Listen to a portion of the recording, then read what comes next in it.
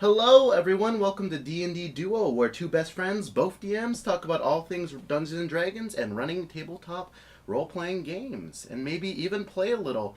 My name's Kendall. My name's Kirk. How's it going, Kirk?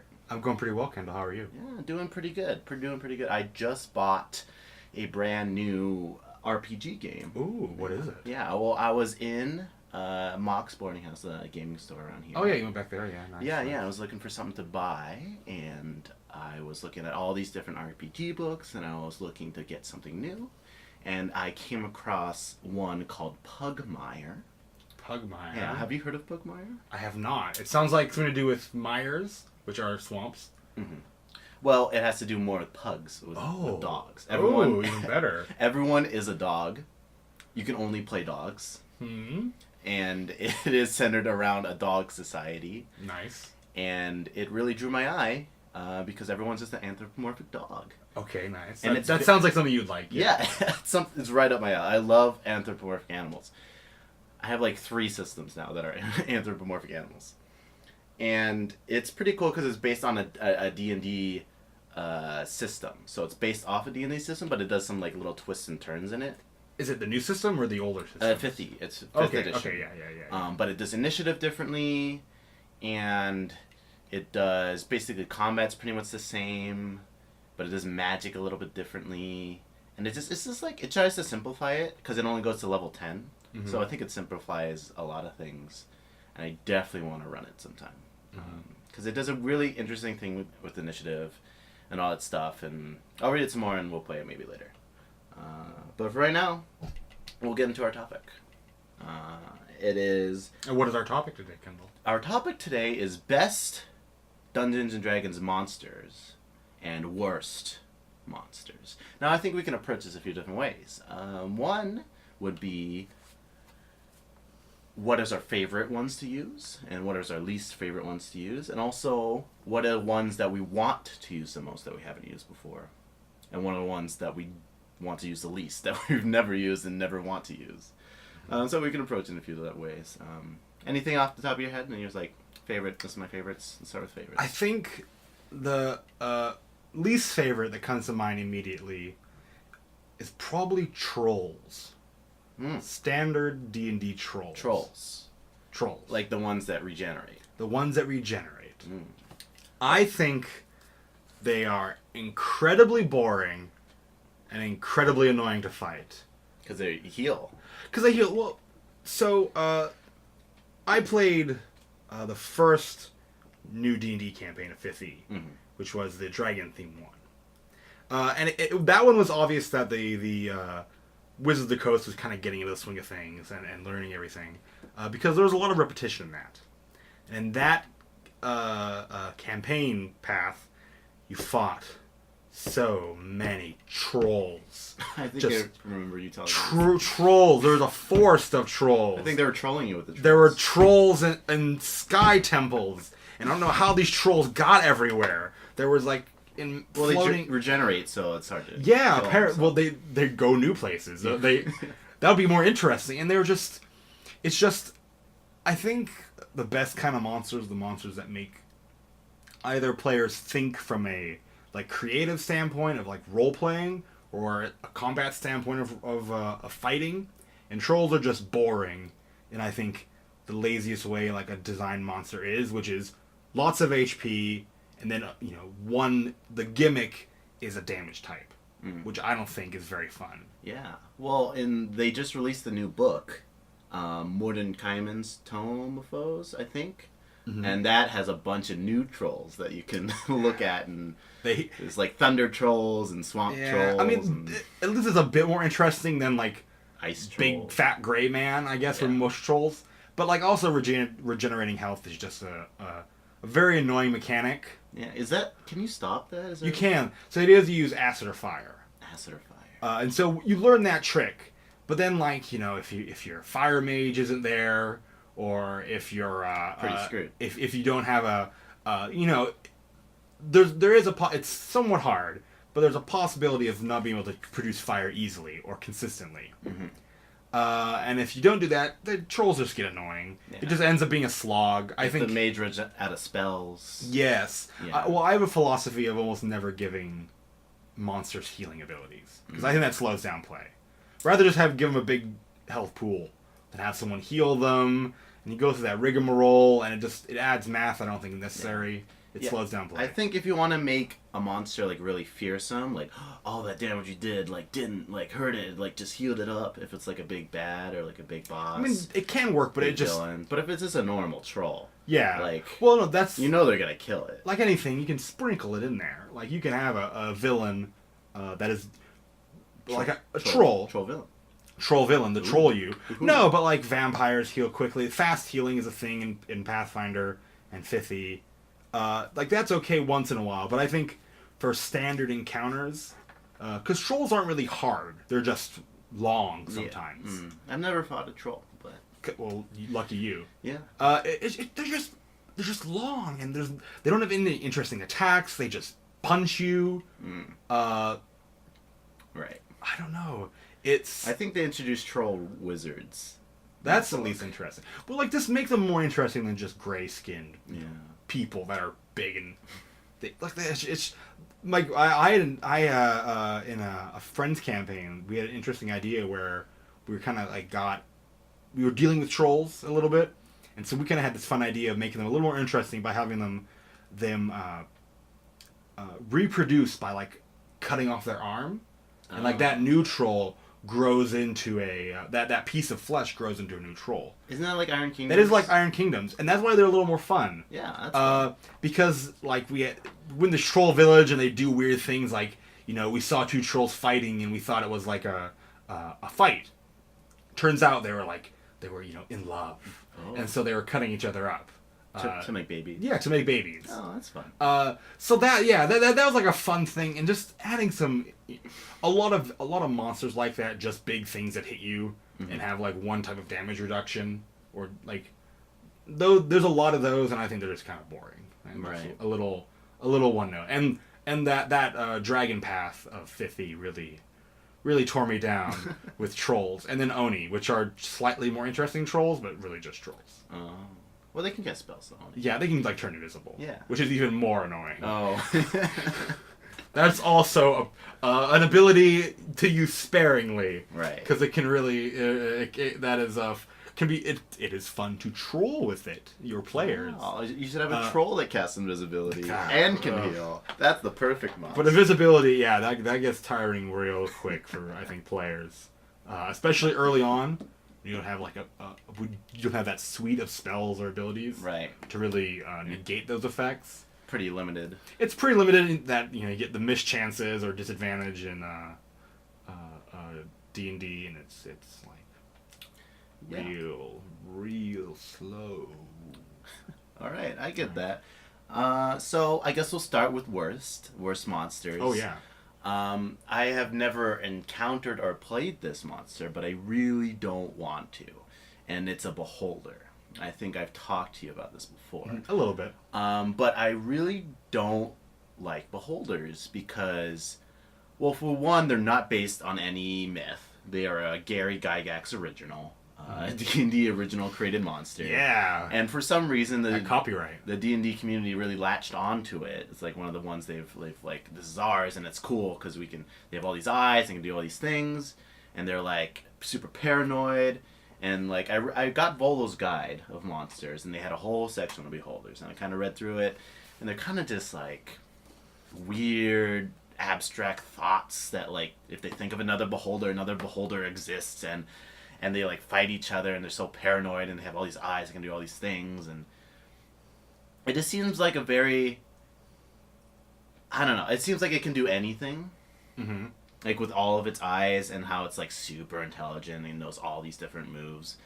And it seems like it's just a hodgepodge. Yeah, it's just a hodgepodge because it's supposed to be very intelligent, but also it's supposed to like be created out of nothing, which is like hard to like give an interesting backstory to. They don't have a history necessarily. They don't really have history because they don't grow up normally. They don't exist in the normal space that most other creatures do. It's hard to give context with something that doesn't have like a sense of growth.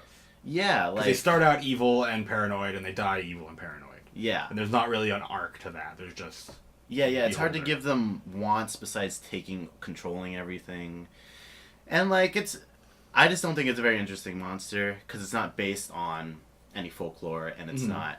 And I really like using monsters that are based on folklore, that is derived from fears or derived from the unknown or derived from like different cultural, because all the cultures have some sort of monster that's like about fear or rage or loss or like disease or something. And I don't know, I just don't like beholders. I just think they're dumb. I don't want to use them. You hate Gary Gygax's original Beholder. The thing that D&D is really almost probably besides dragons, probably most associated with D&D is probably Beholders. I guess it's an iconic look. Like, good is. for them for making up It does look unique. Like no one a else unique monster really has that, But when you bring it up in games, if people aren't like super into D&D, people are gonna be like, what the hell is a beholder? What am I looking at? See, I kind of that first, like, I don't know what I'm looking at. I actually kind of like, because I think surprising players a little bit can be interesting. So that's keeping them on their toes. But yeah, I can see where beholders are they're a bit Well, off. I like, because you can always just say like, oh, here's some werewolves, and immediately you understand what werewolves are in your mind, and then that way you can play with that. So you can play with, like, okay, here are the werewolves. Oh, wait, they have a werewolf village, and they're actually, just trying to get by and protect their kids. Their kid They have werewolves. a werewolf job, living this werewolf Yeah, they life. have a werewolf 9 to 5. It's real tough to They be a go werewolf. to werewolf work. Yeah, Ugh. eating those humans and Werewolf boss yells at them for not Yeah. doing their numbers right their numbers. in the accounting firm of the Yeah. Werewolf Co. The werewolf code. And it throws them like, oh, I thought we were just supposed to kill him. So like, I thought, You but know. really, werewolves, they're just people like you and me. Yes. So or you can flip that too, where it's just like, no, they're secretly actually just evil, and this is all a disguise to like make humans not kill them. So it's fun to play with because they already have an idea in their mind what it is, and when you introduce something very new, it can be a little alienating of like not knowing what to feel when they encounter it, which can be fun, which can be all right, I guess. I mean, the surprise can be interesting. surprise can be nice, but then like just make up your own thing then if you want to surprise them. Well, the stats what you like. Well, you can use the stats, but like You can use the stats. just don't make just a floating eyeball with lasers. Giving some beholders some history would add something to it. Definitely, they are made to be. They can't really act as villains because they don't have history, and villains need a sense of history. Yeah. They can be a good. They can be like maybe a monster. Yeah. But like that genius intellect doesn't really work with something that doesn't have a history, because then like, it's not interesting. They can live for like a long time, and like one is like can be like a crime boss. I know that I was kind of like that idea. that was in Waterport, I think, Water something. Waterdeep. Waterdeep, yeah. Well, he's like the crime boss of Waterdeep's a beholder, which is like cool. It makes sense, but I mean, it doesn't really make sense, but Well. it's the beholders. well, yeah. If They're weird. it's I don't know. That's one I hate. What's one you like? What's your favorite? What's your favorite monster? I mean, there's a lot of favorite. I think using players' intuition against them is really fun. So for that reason, I mean, like, obviously the mimics are great. Yes. Cloakers, I actually really like. Do you know what a cloaker is? Are they a monster disguised as a cloak? That's a good guess, Kendall. And sort of true. They're kind of like beholders, like so many other things in D&D. A mage got weird and poured some liquids in some pot and not killed a monster. Right. As at least half of the Most of the monsters that's their narrative. Yes. A wizard got weird and made them. Cloakers are like that. They're also kind of these aberrations, which is like the classification for beholders and cloakers and all these weird things. And yeah, so they're called a cloaker because basically they're like a stingray that like flies through the air, and so they look like a cloak when they're against a wall or in a closet. Yeah, I know what this is. I've never used that. But I like those because those can go against players' expectations. Not so much experienced players, obviously, but for new ones, you can throw something at them that they don't realize, they don't realize what it actually is, and so like, oh, the chest is a monster, and you can use that against their expectations. So putting 3 chests that are all mimics. Right. That's what I did. Yeah, and like they can't say no, right? Yeah. Because no one's not going to open the chest. Okay, yeah, I'm gonna tell the story of the mimics then. Okay, My tell story. it. Go ahead, Okay, tell it. so I put in a long hallway. I put 3 treasure chests, all after like in different rooms, like 3 different rooms. And the first treasure chest they got to was a mimic. They attacked and they had a little fight. Second chest, opened it. It was another mimic. They had a little fight. Mm-hmm. And third chest, they're all like, we shouldn't open it. It's not worth it. We should not. It's gonna be a mimic. But then they're like, what if it's not though? And then they open it and there was a mimic and they had a little fight. So it's like, it'll always work. There's no scenario where they see a chest and they don't open it. There's 0 scenarios. Because what if there's something good? What if there's something good? You can't say no. Yeah. The same thing like do it. Cloakers like usually can be in caves, but like put them in like a dresser of a wizard. Because that wizard made them so they'd use the cloak. No one else has that power to command. And so there's basically a rug jumps at you. Or even magic rugs, which are an enemy. Animated objects are pretty fun. Oh, pretty fun. Like, the rug that I remember in a game, we were going through a dungeon, and a rug tried to suffocate me and the rest of the party. Yeah. As they should. Mm-hmm. Close to death. Did you befriend the rug? We had to kill it. There was crispy rug. Oh man. From that day forward. All right. That lack those, and I guess probably one of my favorite creatures actually was like somewhat of a character. And it's called the Dragon of Tyr, which is from or Tyre, I guess, which is from the Dark Sun campaign setting. Right. And the Dark Sun is where everyone.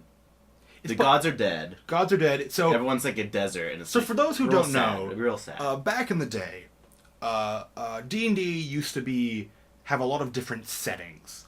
So there was like a gothic horror setting with vampires, which was Curse of Strahd. Curse of Strahd, and I forget what it's called, Ravenloft. Right. Yeah. They had the traditional dragons and knights like Dragonlance and. Forgotten Realms is one that's really big now. They had some steampunk with Eberron. And there was a post-apocalyptic one called Dark Sun that I really got into. And one of the characters in it, one of the villains of the campaign setting, is called the Dragon of Tyr. And what I like about him, because in the campaign setting, he's the only dragon. In Dungeons & Dragons, in Dark Sun, he's the only dragon. That's cool. And I really like that. And the story is that he was once a wizard that became a dragon. So in the campaign setting, like the highest aspiration of every wizard is to become a dragon. And so he's the only one that succeeded. And dragons are kind of seen as a symbol of arcane power. They are like dragon-like drakes, but they're feral. But I liked the idea of having one dragon because it made it so impactful. So like a lot of times I love dragons. Dragons, part of the DNA, they're super fun creatures. Dungeons and dragons. You gotta have but in Tyr, dragon became like a thing of terror. Because this creature in this world would go to cities, take people as much as he wants, take slaves back across the sand sea that no one else could cross. So he'd take them, fly them somewhere where no one else could visit, and it was a mystery. And every few years he'd come back, take what he wants. Sometimes he'd destroy cities and no one could ask why. Sometimes the idea is that this dragon was the tyrant of this world, kind of mysterious and aloof, and was almost so feared and so powerful. And I think that appealed to me so much because it made a dragon so important and mysterious. When you see a dragon, like, oh, that's the one. That's the dragon. There's not dragons. There's like, oh, that's the dragon. Maybe we could kill this one because there's like a lot of them. But. And I think that made me realize that strong villains can really make a campaign super great. And that villain was just so fun and so interesting, and I just loved playing with that and getting into that world and finding him out. And yeah, so that was just really cool with him. With him having his being the dragon so much appealed to me because it made them mysterious and powerful and not just, oh, there's a dragon. Like, this is the dragon. Almost like this is the dungeon. If there was a world with only one dungeon, whoa, that would be a really cool world. Yeah. Or like a really big dungeon. Yeah, this one. Oh, that'd be like okay. Just one campaign idea. Here we go. Here it is. One dungeon. The world is one. There's one big hole in the world, and that's the one dungeon. And you just go down. It goes down like to the Earth's core, and it's like, thousands of miles down. And there's like civilizations on like each tier of this dungeon. And that's where only magic is. There's no magic on the outside world. Oh. Only magic you get from the hole. And it's like worship, like okay. Yeah, I think there's like an enemy that's like that, but whatever. Okay, so I really like orcs, because you can do whatever you want with them, and they're such in the public consciousness of like everyone. You visualize what you don't have to really describe an orc much, and yeah, I dig orcs a lot. I've used them a lot in my games, and they're just really fun. They're kind of like the white sauce of because in cooking, white sauce is like the standard sauce for everything. Everything's made out of it. Yeah, you gotta have orcs. And like orcs it goes into everything. If you want savage orcs, in like Dark Sun, you can have like savage orcs. Yeah. They can be like the traditional green skins, like everyone knows, but they could be... Yeah, but also they can use magic. Yeah. They can be intelligent because they're half orcs that are in society, and they're, they can... So I've like spent a lot of time more in orcs than any other monster of like, all right, here are like the 10 orc tribes, and here are like all of their things, and here's how they all interact. You know, one of my characters was an orc. Really? Yeah. Which one? It was my first Pathfinder campaign. I was an orc dragon sorcerer. And the idea is in that society, orcs were kind of this feudalistic military metocracy. And my character was out searching for his familiar, because in this campaign setting, all magic users had a familiar. So even if you were a wizard and that's kind of like the source of your power, like his dark materials by the Pullman, yeah, kind of like that. Every magic user would have a familiar, and I was weird because I didn't have one. My familiar was an iguana that betrayed me. Oh no! And cursed me. Oh, and so I hated my familiar. That's so sad. And I was out to find and kill him. Sure. And release me from my my cursed blood, as it were. Wow. But I was an orc, and it was really fun to play someone who was so martial, but did have like a weird sense of honor. Like I remember going up to this a little girl in a city who was looking for her bunny, and as an orc, I was like, I don't want to help her, but she inspired me with her courage. And so I basically took her and helped her find the bunny, but I tried to instill in her the lesson that she should accept the death of the bunny eventually. That she need to let go of companions. Yeah, of love. Yeah. So let it go. And so, Mike, I really wanted to make that little girl into my vassal, but it never happened. Yeah, orcs can be real fun. Yeah. Also, they have one of the best abilities in like the game, racial abilities, where if they go to 0 hit points, that was really useful. And like, okay, so real quick is in the game that I like kind of just ran. One of my players is a half orc, and he was like invaded in his mind by like a demon. And the demon is trying to make him do something, and like he refused to do it, and like fine, and he's like stabbed his like brain and did like tons of damage. Like I was rolling like 8 d10s for this damage, and he's like level 4. Well, that should like kill him. Yeah. But his racial ability, whenever he goes to 0, he stays at 1. Oh. So the demon was like, die in the pits of hell, and like stabs his brain, and then he's just like, no, I'm fine. I can do it. Yeah, no, like, did you hurt me? Because he said he's at 1, and that was like super funny because, he should have. Well, like the goal was to get him unconscious. Oh yeah, and that should work, but he's an orc. Yeah, it should work. He was like too dumb to like get too dumb to for this demon to like destroy his brain. That's how it works. So that was really funny. I even forgot. Like my plan was like the demon to knock him unconscious and like his friends to like bless him and like get rid of the demon, but yeah, you stayed at 1, and that surprised me as a DM, and that was really funny. Yeah. No, orcs are super cool. Yeah. Okay. So, anything else? I'm sure there's more. Maybe we'll revisit this topic later, but I think that's enough for now. Today. Yeah. Cool. All right. So next up, reflections on our games. We'll just make this real quick. Does anything cool happen in your game recently? Anything memorable that stood out? We had a really cool long fight in our game, and then we got in a spaceship, so that was cool for the first time.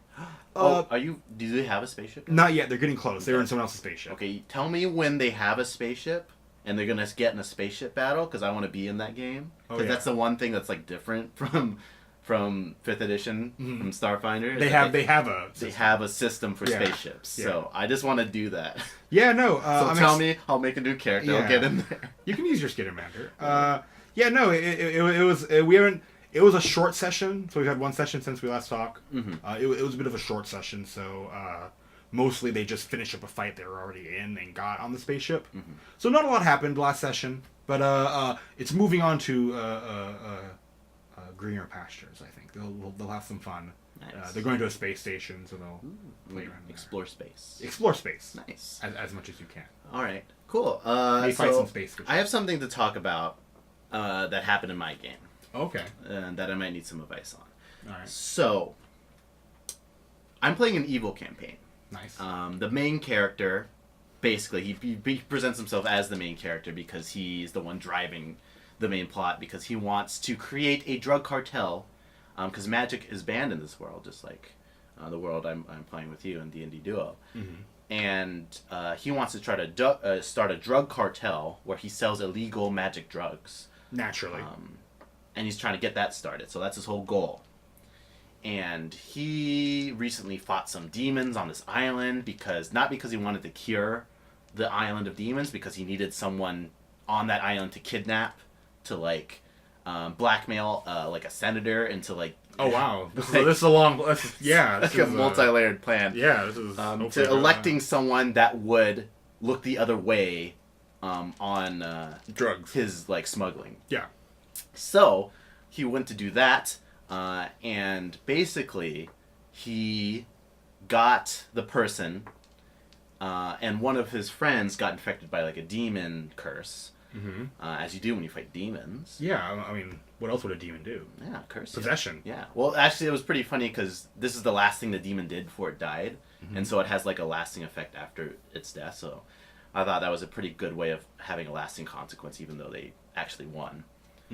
So that was cool. But the character decided, oh, my guy is cursed, and the only reason I hung out with him is because he was really strong and he could help my cartel. But now he's cursed, I'm just gonna leave him. So he got on a rowboat with the guy that I was supposed to kidnap, and this rowed back to the main. They're on an island. He rowed back to the main island, and he basically split the party. Yep. And he basically betrayed his other party members. Yeah. And that's where we ended, is him rowing away from the island and them stuck on this island with no way out. But they're planning on building a boat and leaving. And so I'm a bit at a crossroads of what to do. That's an interesting question. Yeah, because he is really into starting his drug cartel, and any sort of weakness from anyone else, he's like not into. So I'm not sure what to do. Well, like all questions, we have to start with a sense of context. How did the other players respond to him leaving? Were they annoyed? Were they thought it was funny and okay? They were annoyed, but they discovered that one of their characters, like the dumbest one, really rolled a natural 20 on building boat knowledge. So they know how to build a good boat. So they're fine with leaving, and they're fine with like helping get his curse. They're more focused on trying to get his curse fixed. And he was like, I don't want to deal with this curse. So I think eventually they're gonna I'm gonna force them to meet up again. Yes. And they're gonna butt heads, and it'll be a good role playing moment of them. Are we a team or are we not? That's a little. It's hard because every group is different. Some groups can really work well with that kind of like infighting. Sometimes that works. Sometimes players can do that, and it doesn't go into like personal feelings. Well, some teams just can't do that, and so Well, this team is a bunch of good friends. yeah. So they don't mind it. It is eventually, I think, it's going to get to a point where they're going to kill each other, or I'm going to have to kill one of them Yes. for the game to keep going. And so really at that point, like if anyone wants to try DMing, at that point that's kind of when you talk to your players, either usually like outside the game world, and discuss how they feel about that. Make sure if you know your friends, or get along, and they want to fight, just make sure if they're okay fighting. If they are, if that drug character doesn't mind losing his character that much, then it's not a big deal.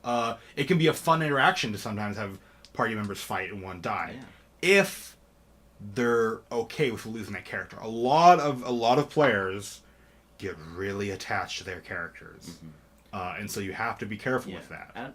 And I think these are pretty new characters. Yeah. And the way he's playing it, he's pretty playing it like he's the baddest guy on the world, even though he's level 4. So this sounds a little bit like one of my characters. One of my characters in my game is named Rick.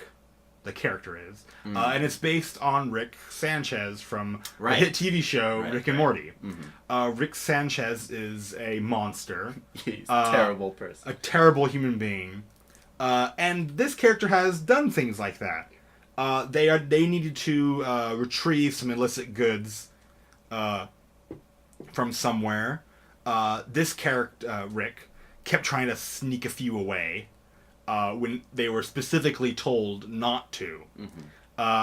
He basically went behind the other players' backs and made a secret deal with like a traitor in the group they were working for. Eventually got everyone to go meet him. And he sometimes leaves his people in the dust a little bit.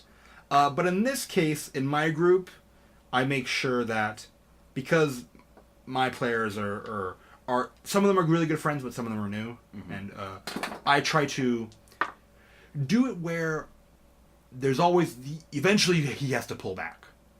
Eventually there is a point where group cohesion overcomes personal role playing wants, and that's different for every group. For your group, it sounds like your character wants to be the baddest bad in the world, but dying isn't that big of a thing, and parties need to be together because it's the only one of you. The character's also a drug addict. So that's sad. He's also not in the best state of mind. Yeah. So this is how he dies. And I'm not. Yeah, he's also he Bring has some a lot of hubris. So I'm not sure. I'm going to talk to him, but I'm pretty sure he'd be okay if he died in like a mad drugged. Bring some music from Requiem for a Dream. Yeah. Something like that. Play it over his scene and make it really emotional and challenging. Like he goes up against this like level 16 like holy priest that like is cracking down on the drug trade, and like he goes down in this glorious display of death. Yeah, and that can be fun. And I think you would be into that. A lot of players. It seems like it's going that way. Yeah, a lot of players are good with dying, and it can be really fun. So really, it is making sure if your players are good friends and eventually that tension needs to be resolved. Yeah, a campaign can't go on forever with the players always at each other's throats. Player characters at each other's throats. It can't go on for a session with actual people at each other's throats. It should come to a head eventually. It has to come to a head because at a certain point, the group needs to stick together because there's only one DM. And people often doing their own little thing for a little while is okay, but it becomes such a mess when they split up. You could just make a new character. Like this character, like done with this group, leaves. Yes. Make a new character. And that's perfectly good. Yeah.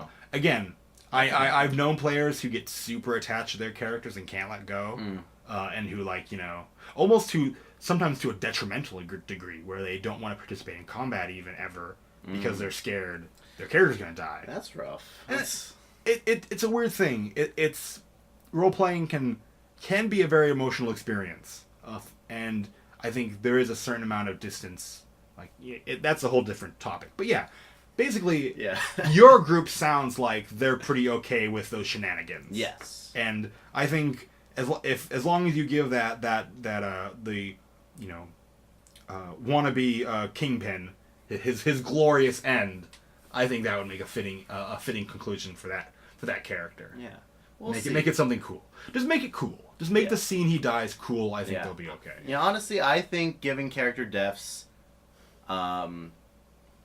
is fine as long as they're cool and the player's okay with it. Yeah. Or if it's some sort of, tragic end. Yeah. Like I've had characters who just want to switch Yeah. characters because they're bored Or or suicide the character. or not even suicide. Just have something funny, cool happen. Like a cat that falls out of the sky and I had that. We strapped like a magic bomb to a cat and it fell on us and killed a long story. What? Readers will leave that for another day. But there were magic cats and explosions. Okay. But Sure. there are cool ways to To end character arcs. and sometimes that's necessary. Some characters don't last through the whole game. That's It's fine. very rare for some to do. Yeah, that's fine. My last Pathfinder campaign, I was the only one of the players who had kept his character throughout the entire thing. Wow, congratulations. I know You that. should get, Unfortunately, like, that campaign ended. Oh. But I felt really good. Yeah. Between level 1 and 8, I had not died. You won. I got close. I think you won Dungeons and Dragons. I won role playing. Yes. I am the king.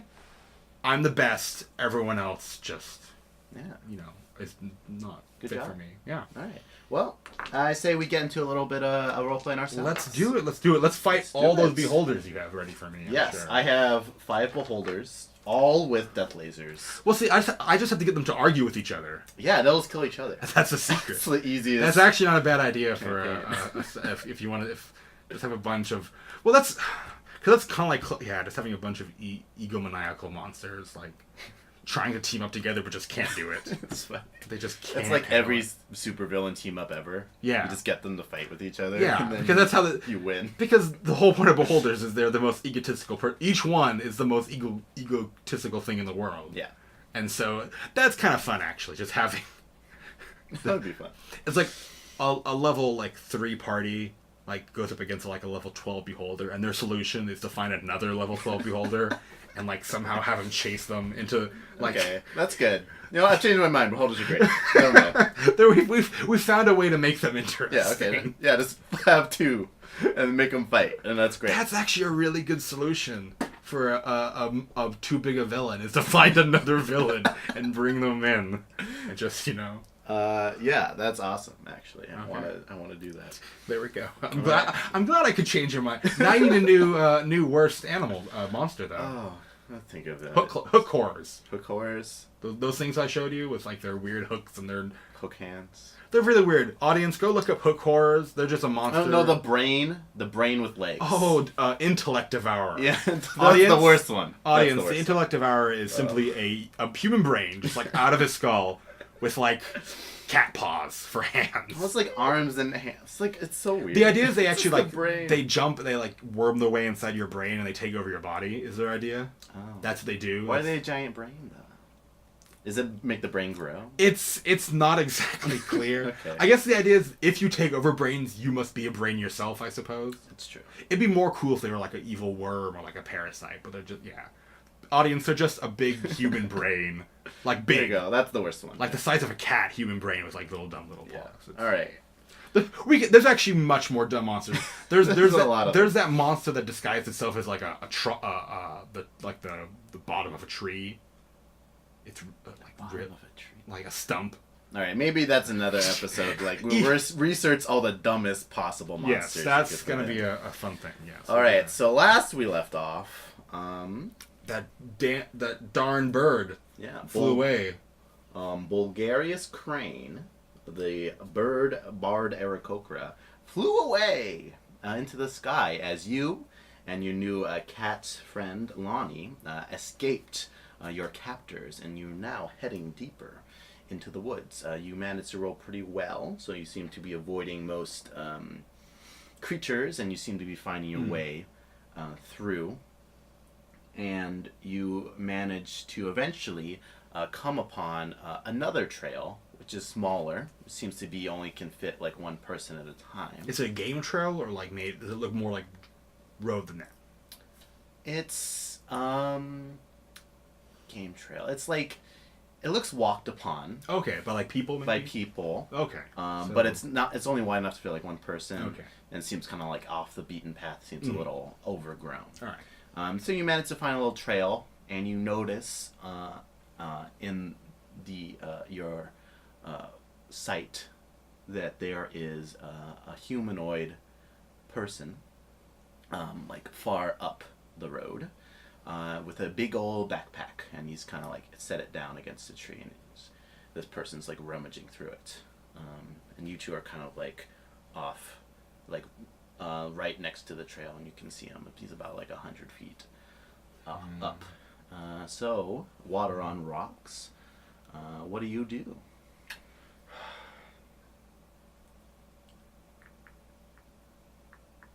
I'll ask. What does Lonnie know? Lonnie hears any? Yeah, Lonnie. Does she know anything about? Does this look? Do you ask her that? Yeah. Like, because I feel like I don't really know this land very well. I was like knocked out and brought here. Yeah. So I'm hoping she is more knowledgeable than I am. She pulls out a small dagger. Actually, yeah. Yeah, she pulls out like a small dagger. She has like a small dagger. You don't have any weapons on you. I don't. Oh, I lost my weapons. Yeah. Oh wow, I didn't know that. Oh. No weapons. I only have my mind. Yes, but she managed to have like a dagger that's like stuck up her sleeve, and she pulls that out, and she says, "Probably, just a small merchant, and traveling between the woods. We should rob him." I'll rob him. Does he look wealthy? Does there like a lot of stuff on him, or make a perception roll. Make a perception roll. Okay. Ooh. That is a 18 plus minus plus. Oh, that's a 22. Whoa. Yeah, you use your eagle vision. You focus in on. I'm a raven. Don't call me Sorry. eagle. Raven vision. We get a lot of garbage for that. Sorry. Don't do it. You focus in. He seems to be a young human, black-haired, carrying a big, like 6-foot tall backpack. So the backpack's like a foot taller than he is. Big backpack. It seems to be has a lot of pans on it and a rope and lots of pouches for lots of different things. It seems to jingle when he like rifles through it. He seems to be wearing normal leathers. He doesn't seem to have any notable markings or sigils on him to notify that he is a lord of anything. Seems to be a common merchant. I guess I'll turn to Lonnie, make the sound of a growling stomach, make the sound of like someone falling over, like in the oomph, and then make the sound of like coins clinking. And so what I'm conveying through that is, let's just take enough for like to feed ourselves. Let's not rob him blind. Because especially if he's like a wood merchant, we don't need to like, I'm hungry. This, we're in more trouble than he is, so we probably need the money more. But let's not kill him or anything. Let's just, She nods, understanding your sounds, and she seems to be getting better at kind of getting what you're talking about. I'll ask her, does she want both of us to go there, or does she want one of us to stay back? Are you good at sneaking? I am. I'm pretty good at sneaking, actually. I'm really good at it. All right, you distract him. I'll come up behind him, put a knife to his throat. We'll steal a bit of his money, and then we'll be on our way. All right. Okay. I'll kind of move through the grass. I make a stealth roll. Make a stealth roll. And Lonnie will also make a stealth roll. Woo. Here. While we're here, I'll spend 2 psi points to activate camouflage. So I kind of like. This is a power you made up? No. This is a psychic ability. Oh, okay. This is a psychic discipline. Right. Camouflage. As an action, you can attempt to hide, even if you fail to meet the requirements needed to do so. At the end of the current turn, you remain hidden only if you then meet the requirements for hiding. So basically, what I want to do is I want to like almost like go across the trail in front of him, but like I want to like make some noise while I'm doing it, but I want to do it while in front of him. But I'm kind of like, So you want to make some noise in like the forest, but have him not see you making Yes. the noise. yes, Okay, sure. roll stealth. Yeah, I guess. Okay, Yeah. that's a 20. 20. One of my best skills. Ooh. Okay. So you manage to camouflage yourself, and like this kind of invisible aura goes around you using your mind. Probably more like a leafy green. I'm like camouflaged, not invisible. Okay, so a leafy green aura. So this kind of colors you? Yeah, it's like a chameleon. Yeah, it colors. Oh, that's cool. Yeah, Raven chameleon. I know. Huh. It's a lot better color. Black is not really. Yeah. Doesn't look good on me. Okay, so you kind of camouflage and you kind of go over and like purposely like knock some rocks around, break some twigs, and he looks over, but he doesn't seem to see where you are. He's kind of scanning the horizon. And then meanwhile, Lonnie comes up to the back and like gently puts like the cold steel to the tip of his neck, and she whispers, "Give us some coin, and we will spare your life." And this human is very freaked out. He says, "Yes, take whatever you want, please." And she begins to rifle through. I jump out now because I feel like he's been disarmed. He's much surprised. I scream out the sound of fish, like wet fish hitting the floor. Does he have any fish? Does he have any fish? 'Cause I'm real hungry. It's been I've probably been not eating for a while. Lonnie looks through the bag and he seems to have some dried meats. Any fish? Dried fish. He's fish goes bad pretty fast. Like, travel with fish. If it's bad, it's still fish, man. I don't have bad fish. I'll take some of the meat. Okay. But I'll eat it unhappily. Okay. I'll tell him he should go fishing. That's much better. He shakes his head very quickly. You notice an assortment of weapons in there. You can any basic weapon you manage to. Does he have like a short sword? Yeah, he has short swords. Okay, I'll take a short sword. Does he possibly have a short bow as well? A short bow. Do you think he'd have that? Let's see. Short bow. Yeah. He has Okay. one. I'll take those two. I'll make sure he at least has like a dagger left on him. Okay. Yeah, he has a bunch of stuff around. Yeah, he only has 10 arrows though for it. Just want to take those. Oh yes, I'll take those. So make sure I have enough arrows. Oh. Cool. Yeah, and Lonnie seems to take a sword, or take 2 swords and some more daggers, and he seems to have a variety of stuff. What is there anything specific this merchant has, or just seems like goods? Seems like general goods. Okay. Yeah, he seems to have he doesn't even have a bodyguard or anything, so he seems he's just taking kind of leftover stuff from villages that have excess to villages that have very little. I'll come up to him. I'll make the sound of a growling beast, and the sound of a man running scared. I'm kind of conveying like, isn't he scared to be walking in? I mean, we found him. Isn't he a little dumb to be coming out in the forest alone? You gotta make money where you can. Oh, it's true. I'm getting paid a lot of money to go to this man's mansion in the middle of the woods to deliver supplies. Ooh, how much money? 100 gold. Does he have a place to go back to? Can you turn around and leave? But I have to complete my contract. What if you don't? Then I'll get fired and I won't get my money. And my dad will be mad. He'll hit me with a broom. Okay, we don't want to hear a life story. Okay. Calm down. Okay. I'll ask Lonnie, does she know anything about this man in the middle of the woods? She nods and says, yes. Actually, I think I need to talk to you about this. Okay. I was getting ready to take a contract. See, I am work for this group called the Night Thieves. They are a... Group that steals at night, I'll say. and other things. Okay. They were contracted. I was contracted to use some of my magic to go visit this man. His name is Dr. Morris. He does some unseemly experiments with magic and has secluded himself in the middle of the woods. I was contracted to go and infiltrate his mansion and steal his research and bring it back, and I would be rewarded with 600 gold pieces. I was wondering if you would be interested in aiding me in this contract. I could really use the money. Because I assume I don't have any money if they took it all. Yeah, you don't have any money, and you see about 22 gold pieces in this merchant's purse. I'll actually just throw the 22 back. Because I already took his bow. It's probably worth more. Thanks, bird man.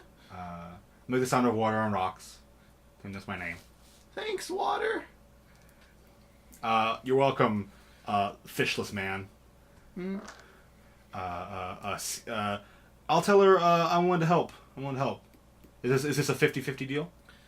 70-30. Considering I'm the only reason she got out, I think she should be more accepting of my skills, and maybe I think I deserve a bit more.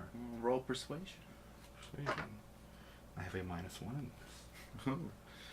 Birds aren't that persuasive, I guess. But I rolled a 20. Oh! Is that the first natural 20? That is the first natural 20. Whoa! We should have like a sound effect. Wow, wow, wow, wow, wow. No, we'll find something, audience. I'm sure in post you'll hear something. I don't think so. I don't think they will. I think they will. Okay. I can do the work. Okay, You'll sure. see. But yeah. audience, rolling a 20 in D&D is an automatic success. Mm-hmm. Yeah, so she understands your logic, and she says, "Oh, okay, I'll be a bit more gracious. Well, 50-50. That sounds good to me." Great. All right. What do we do with this merchant? Well, let's just turn him around. Okay. She puts the backpack on him and like points him the way that you came from. Like, I'll tell him you'll get fired, but it's better than dying. So. Okay. You have 22 gold. Go buy some fish. You'll feel better. All right. Just kind of meagerly walks off. And like, goodbye. Worst day ever.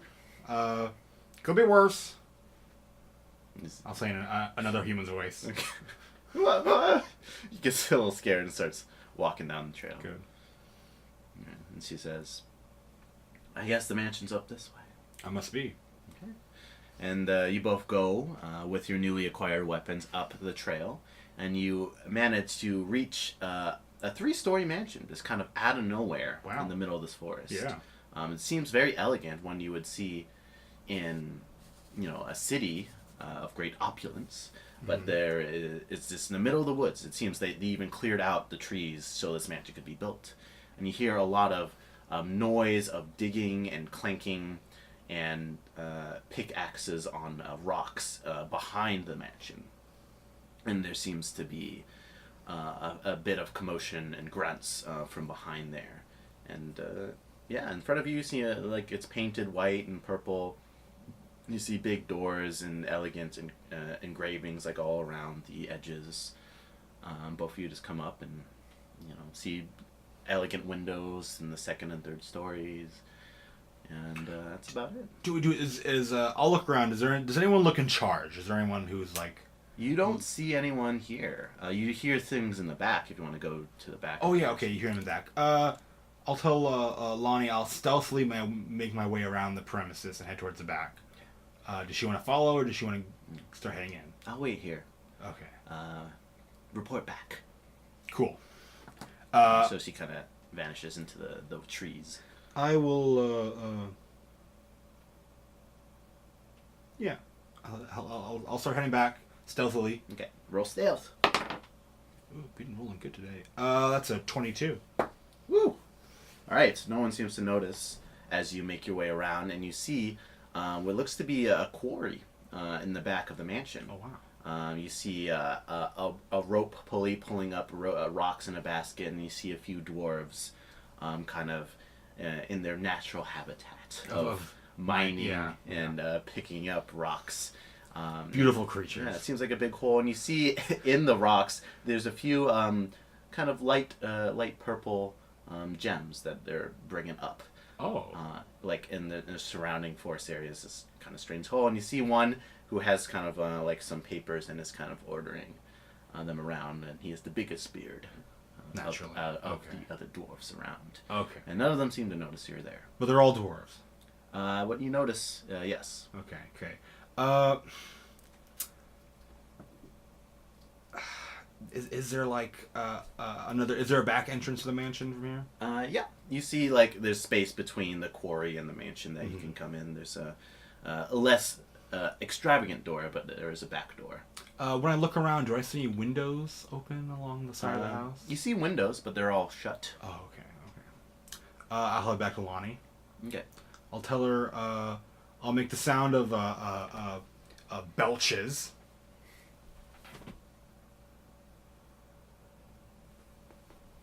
The sound of it'd be like the sound of the axe picks hitting the rock and the grunts, and I'm conveying there are dwarves who are mining for what looks to be gems in the back. Oh, dwarves! I hate dwarves. They're terrible creatures. Very rude. Well, Dr. Morris is a gnome, so did you see any gnomes? No gnomes. There was only dwarves. One with the biggest beard, hairy little creatures. You know why they're mining? I said there looked to be gems in there. Who knows what exactly? Well, if his research plans probably wouldn't be back there, they'd probably be wherever Dr. Morris is inside the mansion. So we should make our way inside. Yes. Did you see any openings? No open windows. There are doors, but no open windows. What is your plan of action? I'm gonna make my way up to the roof and try and see if I can get in from there. Mm-hmm. If I don't know if you want to stick together or go your own way. You can try the front door. What skills do you have? It seems like you know a bit of magic. Yes, I know some spells that have helped me in my way. I have Mage Hand, which I can use to unlock things and pick I doors. saw it. It was very useful. Yes, I have Minor Illusions that I can create, and I can. She grabs a piece of twine from her pocket and like points to you, and she doesn't speak. You just hear in your mind, deliver messages telepathically, like you. Oh. And so you hear that in your mind. I can teleport. Oh, that's handy. Yeah, it's pretty cool. It's a little bit better than what you can do, but Yes. don't feel bad about it. Well, I can also disguise myself as Oh. someone that is not a cat, as Oh. a possible human. Ooh, here's an idea. How about I disguise myself as that merchant that was supposed to come, and I can try and get in through the front door while you maybe sneak around somewhere else. That sounds like if you can do it.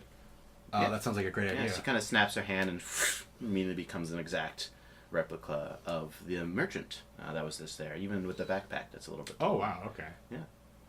I'll say, give me a few moments to get a head start, and then you go ahead and walk inside. All right. What happens if you get spotted?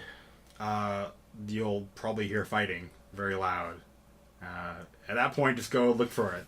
All right, just give me a signal. I make this.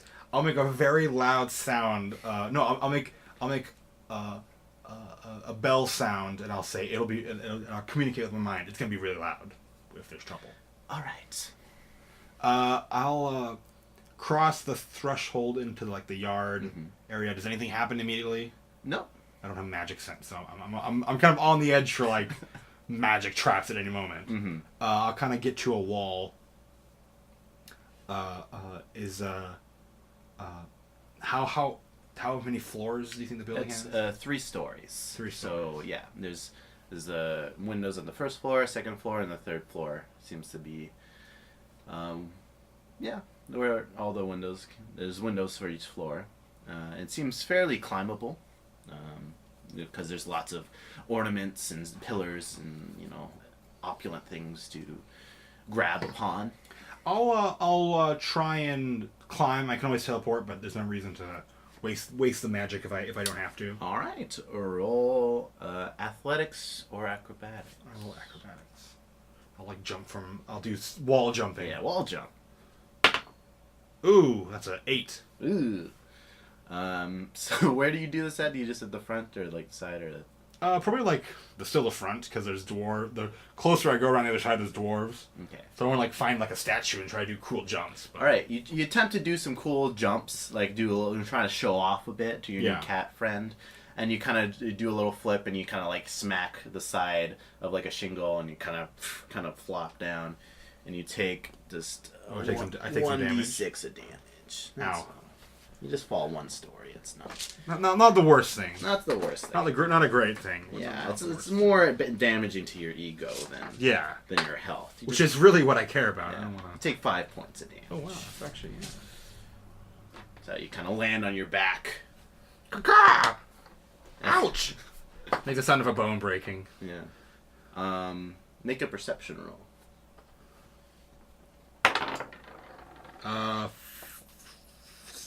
17. 17. You hear the footsteps of someone like coming to the front door, seeming to investigate the noise they just heard. I'll spend 2 psi points to teleport up to the roof at this point. Okay. You just get up there. Yeah. I'll stop trying to be cool and just do what my magic powers allow. Lonnie, before the door opens, like, why didn't you do that in the first place? I want to be cool. I'll communicate her. Now, instead of that, I'll say, hurry, there's someone coming, don't ask questions. as I teleport to the roof. Alright, the door opens, and you don't see who it is, but you see Lonnie disguised as the human talking to the person, and then eventually is... I hear what the person says. What was your perception roll earlier? 17. 17. Yeah, you can just hear like, who are you? And like, I'm the merchant this here. And like, oh yes, come in. Okay, Very, nothing. very cordial. Yeah, nothing interesting here. Yeah. Just making sure. Mm-hmm. Like, I'm here to portray. I don't want to make sure. Okay. Yes, there's a bird person up there. You should find and kill. My Kenku, they have names. They're not bird people. The other bird person was a bird person. Right. Right. Mixing up my bird people. Yeah. So I'm on the roof. Does it look to be a door for roof access? Is there wait, how long can you teleport for? So I used 2, so that was 40 feet. 40 feet. Okay. Yeah, that should get you up there. Yeah, you're on the roof. There doesn't seem to be any roof access, but there are windows. Is there a That are chimney? up there. There's a chimney, and there's some like windows that are like for like a sunroof, or like a sunroof. Yeah, is that a sunroof? Like there's windows on top of Yeah, the roof. a solaire or something. Yeah. There's windows on top of the roof, and you look Yeah. down, you see like a very grand bedroom. Is bedroom? But is the chimney big enough to fit in? No, I wouldn't No. say so.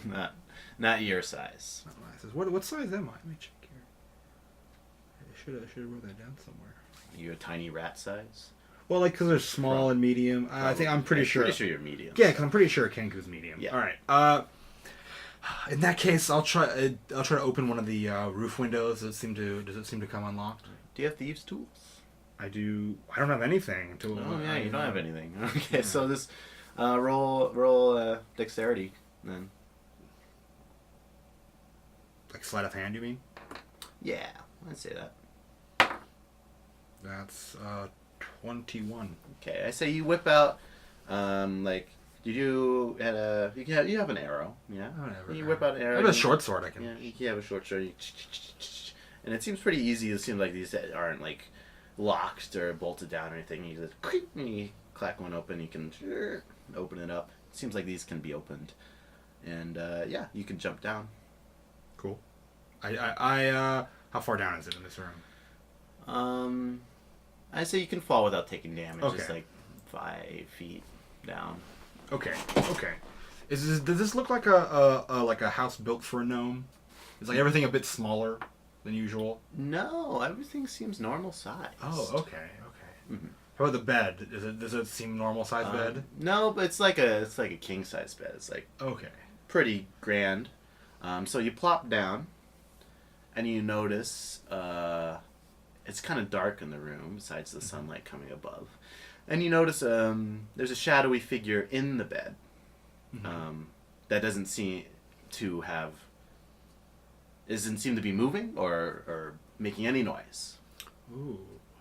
Can I creep a bit closer and see if I can like kind of like see its face over on the other side of the covers or something. You creep a bit closer. Oh, you want to stealth?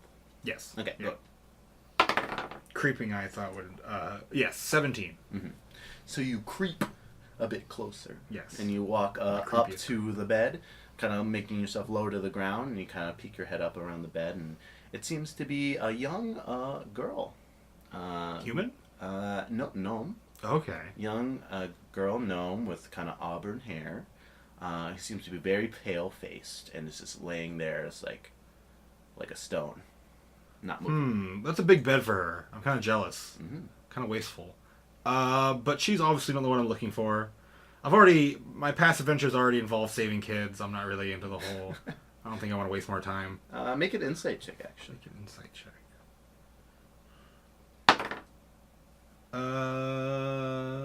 17. You notice that this gnome doesn't seem to be breathing. If I reach out with my mind, does it seem like I can talk to her? There's nothing there. Ooh, in that case, my curiosity will overcome my sense of propriety, and I'll like poke her.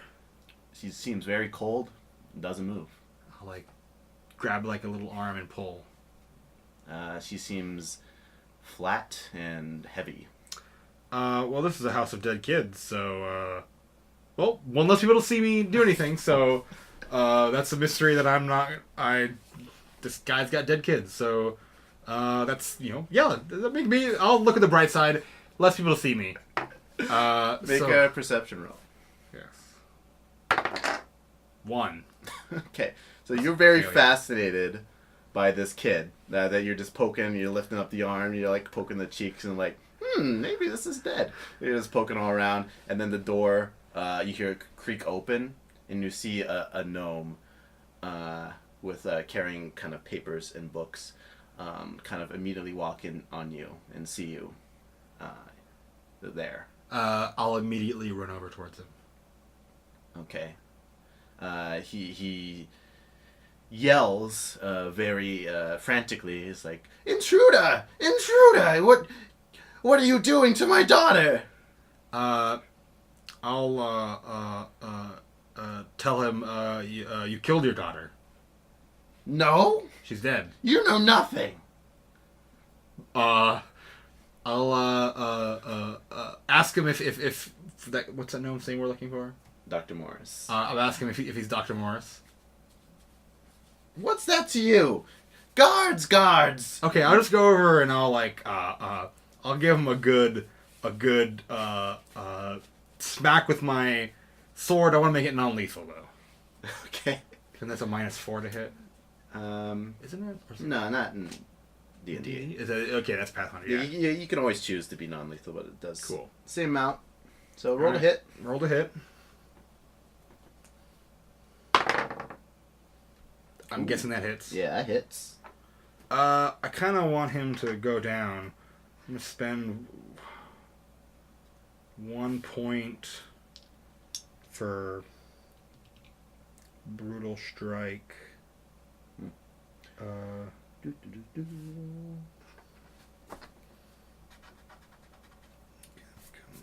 No, that's 4. Yeah, actually, I'll do 2 points for brutal strike. All right. It's a non-lethal. Ooh, that's a good roll. Whoa.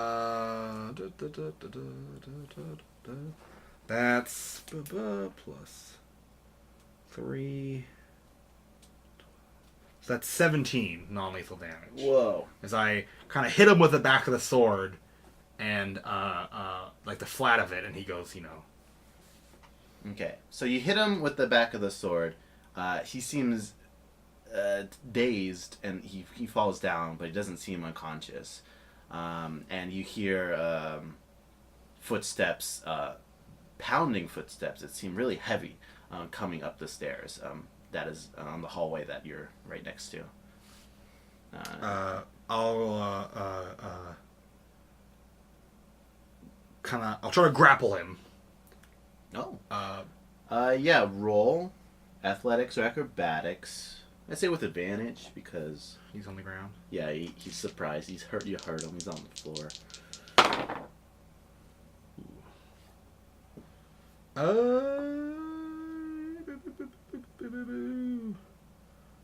It's 16. 16. Okay, yeah. You manage to grapple him, and you see something coming up, and it seems to be a stone statue that is moving. Comes up. It seems to be a humanoid shape. There's no like noticeable features in it. It seems like very old and worn out. And as this comes up, I'll tell the gnome to say tell to cease and desist, or what? or I'll kill you. Oh, make an intimidation roll with advantage because you're grappling him. Well, I thought like I'd have my sword like up to his neck almost. Okay. Yeah, that's a definite advantage. Intimidation. Whoa. You roll 2 19s. I rolled 2 19s. Wow. So actually it was useless. The advantage, if you think about it. Yeah. So that's a 18. Oh. So he says, stop, and the statue seems to immediately stop with his command. What do you want? I tell him, I only desire his research papers. The fact that you killed your daughter, I don't really care about. I didn't kill my daughter. Well, she's dead, so something did. She died of a sickness. I'm trying to cure her. Well, I need the research papers. Those research papers are meant to cure her. If you take that away, I'll never get close to finding her cure. Let's go discuss this somewhere more privately, I say. Take me to your office. I don't want to kill you, but I will if I have to. Fine. Stone, lead us to my office. And the statue, apparently named Stone, kind of turns and I'll tell him not a very inventive name for, his golem. Oh, don't. Have you made golems before? No, but my name's Water on Rocks. That's original. That's interesting. Water on rocks? I'll make the sound of water on rocks, yeah. That's my name. Strange. Yes. Shouldn't name golems to be too attached to them. You should name him, I'll make the sound of the golem footsteps, and you should have named him that. That's more appropriate. Heavy footsteps? Yeah, heavy footsteps. Oh, that's a good name. Yeah. So he leads you down a hallway and to like the right, and you manage to enter his study, which means to be lined with books, and a desk full of like papers like everywhere. It's like he purposely have been throwing papers and research notes like all over the place. It's like super messy, and he points like to his desk, and the Stone opens the door and they're gonna lead you in. I'll kind of come with him still grappled. I'll tell him, okay, now we can discuss. I have a contract to steal your papers worth 300 gold. Can you offer something better than that? Yes. What? I can offer golems. Would you like a golem? How much are they worth? Oh, invaluable. Can you turn that invaluable into a monetary value? I'm sure any wizard with their merit would gladly buy a golem for at least 1,000 gold Oh, that's if pretty they nice. were properly made.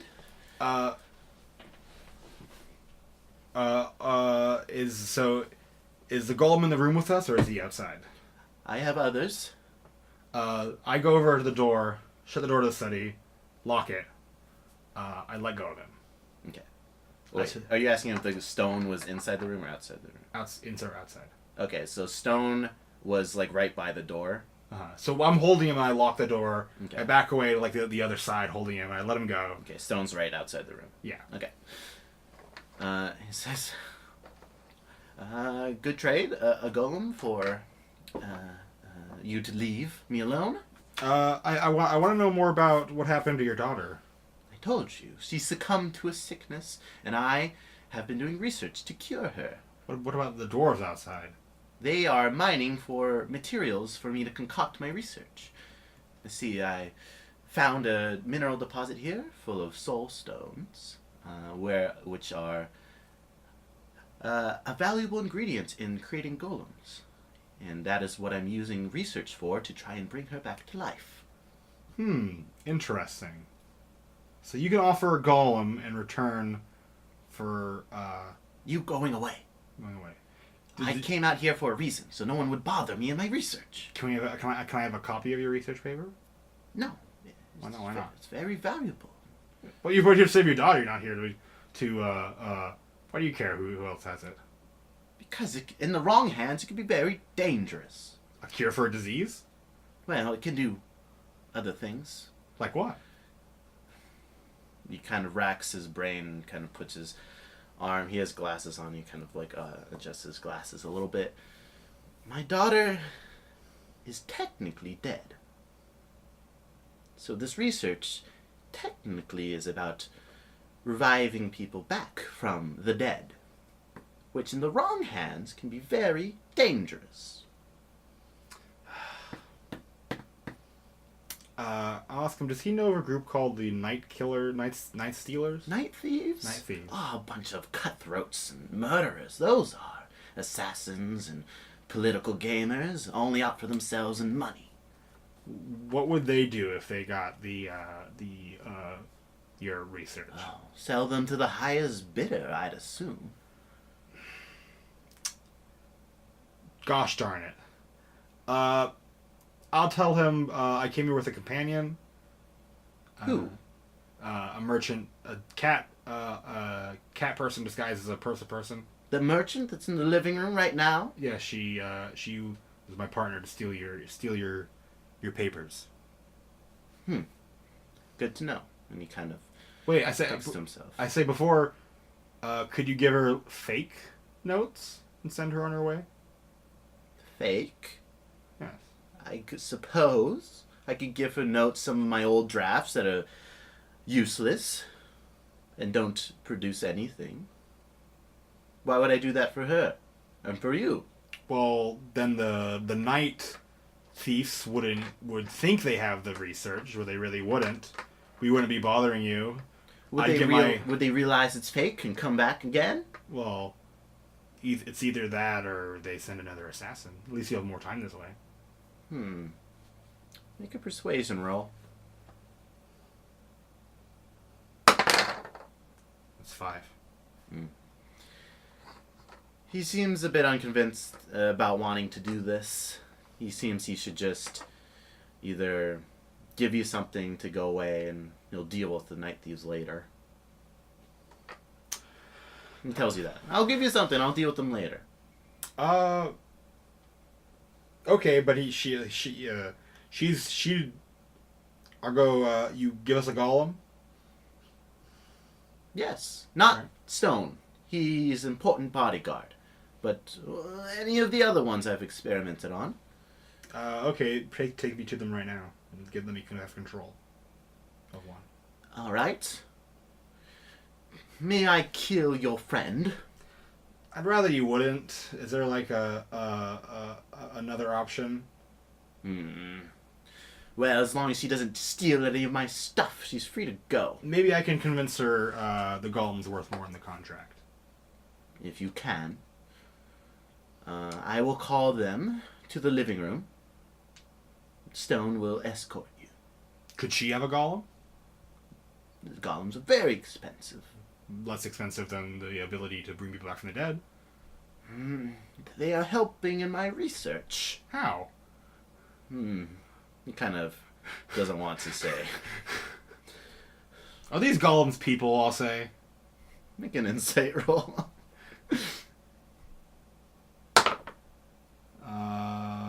20. He seems nervous when you mention that. Are you turning people into golems? No, never.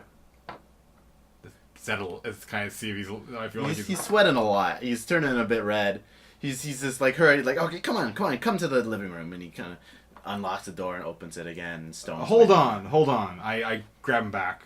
You can't be using real people's souls to make golems. I never said that. You assumed it. Well, where are you getting them from? Tell me the truth. I make them. Out of what? Whatever is around.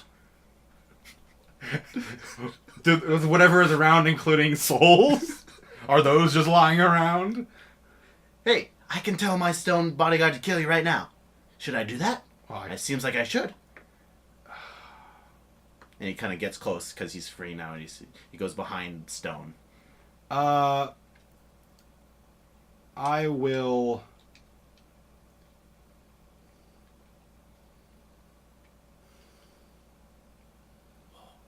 I'll punch him. Oh. Okay. I'll try to hit him non-lethally. Man, you already took some damage. Should we do initiative, or do I get a first attack, or what do I want to do here? Yeah, it's a bit of a surprise. And Stone needs he needs words to activate. So, yeah, go. You just get right under Stone and smack him. Not Stone, the gnome. You smack them. Yeah, you get like he's hiding behind Stone, so you get like around him and cool. Go for a smack. 9 plus 16. 16. All right, you actually.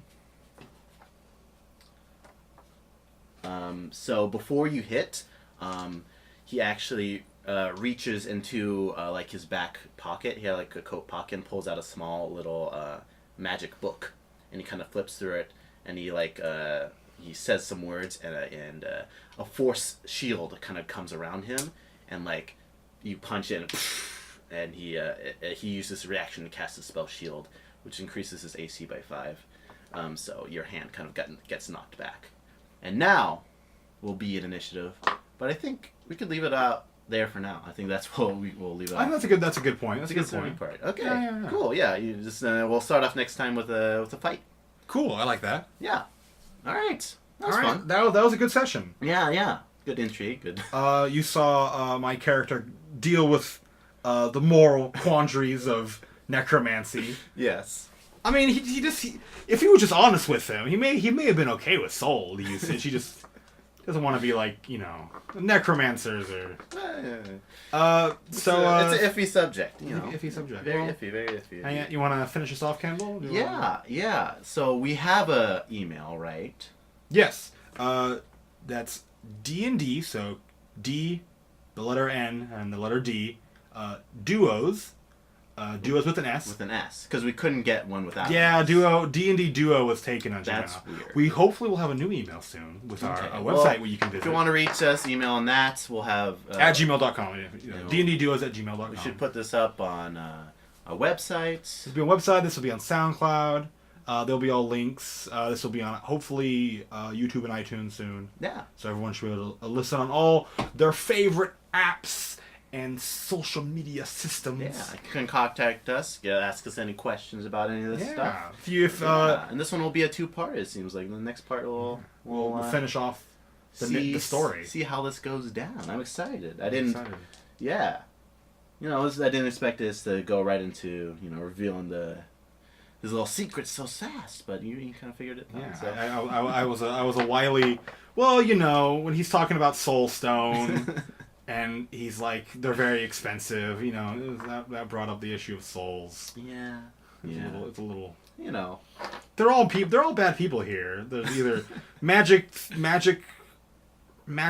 discrimination or evil cutthroat assassins or necromancers. Everyone's bad. I can't just meet a person with a fish. Just a good fish is all I want. You just want a good fish. I'm just hungry. I just have had bad jerky. Maybe if you beat this guy, search his kitchen, maybe a fish. Be some fish. Maybe that dead kid is filled with fish. Who knows?